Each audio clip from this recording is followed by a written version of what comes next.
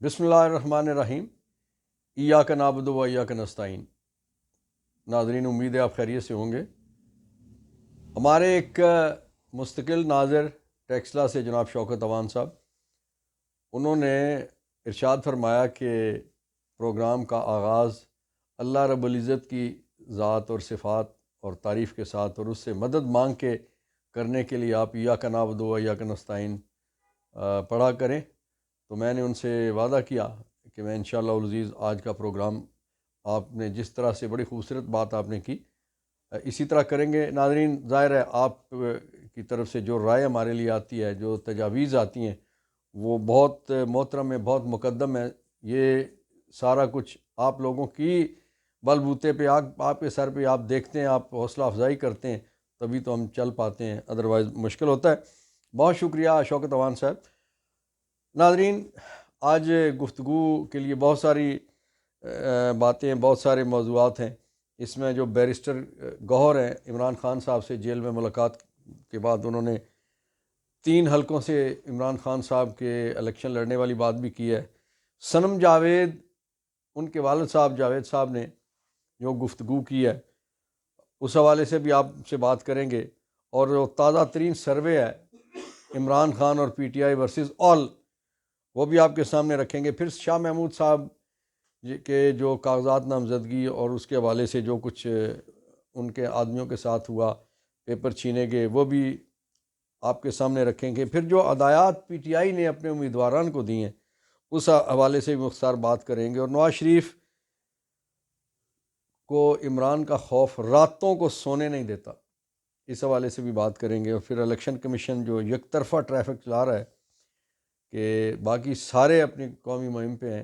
انتخابی مہم پہ ہیں، لیکن پی ٹی آئی کے لیے اب بھی رستے نہ صرف محدود کیے جا رہے ہیں بلکہ رستے بند کیے جا رہے ہیں، اس پہ بھی بات کریں گے۔ ناظرین، بیرسٹر گور نے میڈیا ٹاک کرتے ہوئے انہوں نے کہا کہ وہ عمران خان صاحب سے جیل میں ملاقات انہوں نے کی ہے اور مشاورت کی ہے۔ اس حوالے سے انہوں نے یہ کہا کہ جیل حکام اس قدر زیادہ سختی کرتے ہیں، جیل حکام اپنے تئیں بالکل سختی کوئی نہیں کرتے۔ وہ آپ اکثر سنتے ہوں گے، میں بحیثیت وکیل ساری زندگی کی وکالت ہے اور فوجداری سائٹ پہ بہت سارا تجربہ ہے، اور بے شمار کیسز ایسے ہم کرتے ہیں کہ جیل کے اندر یعنی کیا کچھ نہیں پہنچ جاتا، سب کچھ جیل کے اندر پہنچ جاتا ہے، وہ چند ٹکوں کے عوض۔ لیکن جہاں پہ ایک ملک کا سابق وزیر اعظم اور پاکستان کی سب سے بڑی سیاسی جماعت کا سربراہ وہاں بند ہے، ان کو ملنے کے لیے جو وکلا جاتے ہیں، ان سے بھی جو ان کے پاس فائل ہوتی ہے وہ پوری سکین کر کے کہ اس میں کیا کچھ ہے پھر بھیجا جاتا ہے۔ یار یہ تماشا ہے، یہ کیسا ملک ہے! یعنی وکیل اور موکل کی ایک سیکریسی ہوتی ہے جو سپریم کورٹ سمیت کوئی بھی نہیں اس سے پوچھ سکتا، لیکن کمال ہے اس وقت۔ یعنی یہ الیکشن کمیشن، یہ نگران نہیں کہ کیئر ٹیکر نہیں ہے، بلکہ یہ چیئر ٹیکر جو کچھ یہ کر رہے ہیں، انہیں خیال آنا چاہیے، کچھ تھوڑی سی شرم ہونی چاہیے، کچھ حیا ہونی چاہیے، لیکن یہ ساری حدود کراس کر چکے ہیں۔ بیرسٹر گور کہتے ہیں کہ عمران خان صاحب 3 حلقوں سے قومی اسمبلی کا الیکشن لڑیں گے،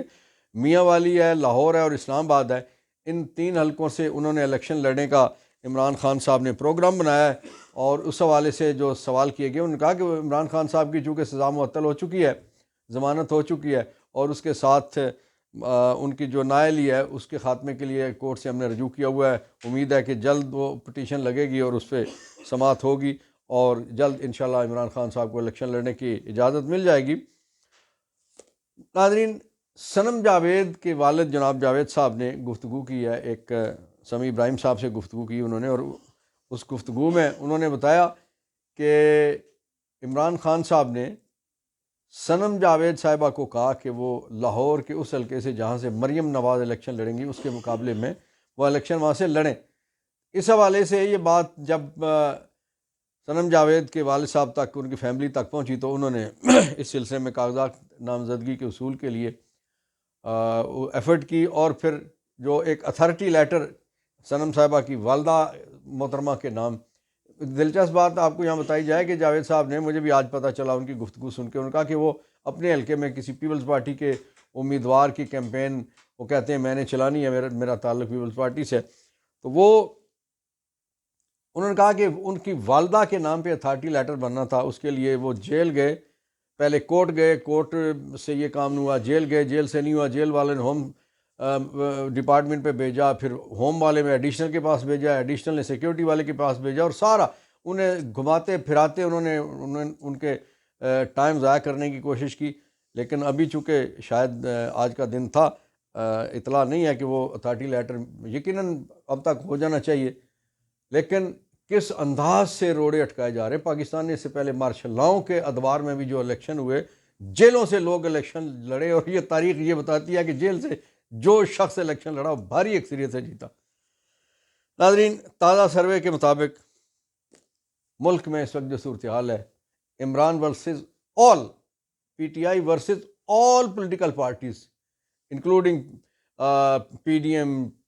اور اس کے باہر کی جماعتیں، اور جو ان کے ساتھ بھی نہیں ہیں وہ بھی وہ ساری کی ساری جماعتیں، پورے پاکستان کی 170 جماعتیں جو ہیں سوری، وہ 30% پہ ہیں، اور اکیلی پی ٹی آئی، اکیلا عمران خان قیدی نمبر 804 وہ 70% پہ ہے۔ اسی لیے تو خوف ہے۔ عمران خان صاحب، نواز شریف کی رات کی نیندیں کیوں حرام ہوئی ہیں؟ اس لیے ایک تو یہ کہ وہ جس تاثر کے ساتھ پاکستان تشریف لائے تھے، وہ تاثر یہ تھا کہ جب وہ تشریف لائیں گے، ایئرپورٹ سے اتریں گے، تو پوری قوم ان کے استقبال کے لیے جی ٹی روڈ اور موٹر وے پہ دوڑ پڑے گی، لیکن ایسا نہیں ہوا۔ پورے پاکستان سے اکٹھے کر کے جو لوگ اکٹھے کیے گئے تھے مینار پاکستان میں، ان میں لاہوریوں نے 2 یا 2.5% ٹوٹل، جو اس وقت میڈیا نے تعداد بتائی، 2 یا 2.5% لاہوریے شامل ہوئے، باقی اس کے علاوہ پاکستان سے کھینچ کھانچ کے جو ایک جلسہ بنانے کی کوشش کی، وہی واحد جلسہ تھا۔ اس کے بعد انہیں پھر جلسہ کرنے کی توفیق نہیں ہوئی۔ پھر جو بعد میں جلال پور جٹاں والا جلسہ ان کی صاحبزادی نے، مریم نواز صاحبہ نے کیا، وہ اس پہ شرمندہ ہوئے، اور اس کے بعد پھر انہوں نے ڈرائنگ روم کی سیاست شروع کر دی کہ تو اتنی نشستیں لے لے، تم میرا ساتھ دے دو، تم ہمارے ساتھ آ جاؤ، ہم آپ کے ساتھ چلے جاتے ہیں، یہ کر لیتے وہ کر لیتے۔ اب یہ اس طرح کی سیاست ان کی رہ گئی ہے۔ سوری ناظرین، شاہ محمود قریشی صاحب، ان کے کاغذات نامزدگی اور پیپر، اور جو ٹیکس پیپر، دوسری تیسری چیزیں جو الیکشن کے لیے تیار کی گئی تھی، وہ ان کے بندوں سے چھین لی گئی ہے۔ شرم کی بات ہے۔ الیکشن کمیشن کدھر سوئے ہوئے آپ ایسا الیکشن کرواؤ گے تو لوگ جوتیاں ماریں گے آپ کے منہ پہ۔ یہ کوئی بندہ دنیا میں آپ کا یہ الیکشن قبول نہیں کرے گا، تسلیم نہیں کرے گا کہ مرکزی قیادت کے ساتھ ان لوگوں کے ساتھ آپ یہ ترتیب کر رہے ہیں۔ پھر جو بیرسٹر گور نے کہا، انہوں نے کہا کہ مجھے ایک سفید کاغذ میں اندر لے جانے کی اجازت نہیں ہے، تو ظاہر ہے پارٹی کا سربراہ ہے وہ عمران خان، انہوں نے فیصلہ کرنا ہے کہ قومی اسمبلی میں اور صوبائی اسمبلیوں میں کن لوگوں کو ٹکٹ دیے جانے، انہوں نے ہی فائنل اس کی منظوری دینی ہے۔ تو یہ سارا کیسے ہوگا؟ خدا کا خوف کریں، اس طرح سے نہ کریں کہ لوگ آپ اس سسٹم سے تنگ آ کے متنفر ہو جائیں۔ ناظرین، پی ٹی آئی نے اپنے جو امیدوار ہیں ان کے لیے ایک ہدایت نامہ بھیجا ہے، جس میں انہیں یہ خاص طور پہ یہ بات کی گئی ہے کہ جو الیکشن لڑنے کے لیے جو کاغذات نامزدگی ہے، اس کو آپ اپنے علاقے کے، اپنے تحصیل میں یا ضلع میں، وہاں سے جو ایک تجربہ کار کو سینئر وکلاء جنہوں نے یہ کام کیا ہوا ہو، ان کے ذریعے سے یہ کاغذات نامزدگی پر کرے، اور خاص طور پہ اپنی جائیداد کے حوالے سے اپنی جو 3 ٹیکس ریٹرن ہے 3 سال کی وہ، اور پھر جو آپ نے بیرون ملک کوئی سفر کیا ہو، جو ایسٹس ہیں آپ کے اور آپ کے بیوی بچوں کے، وہ سارا کچھ بہت باریک بینی سے آپ نے مائنیوٹلی چیزیں جو ہے لکھنی ہے، کوئی خانہ خالی نہیں جانے دینا، اور کوئی چیز جو ہے اوور لک نہیں کرنی، اور سارے کے سارے کاغذات جو کچھ۔ اس دفعہ ناظرین اتنے مشکل نامینیشن پیپر انہوں نے بنا دیے ہیں کہ لگتا ہے تو یہ ہے کہ وہ چاہتے نہیں ہیں کہ قوم میں سے کوئی بھی الیکشن لڑنے کے لیے آگے ہے، لیکن مجبوری ہے، کیا کیا جائے، لوگ الیکشن تو لڑیں گے۔ ناظرین، اس وقت جو صورتحال ہے وہ یہ ہے کہ نواز شریف صاحب کو ان کے اپنے اتحادی لاڈلا پلس کا خطاب دے چکے ہیں، اور بار بار ان کے ساتھ 16 مہینے بیٹھنے والی جماعتیں یہ کہتی ہیں کہ صرف ایک شخص کو، ایک جماعت کو لیول پلینگ فیلڈ دی جا رہی ہے، باقی کسی جماعت کو،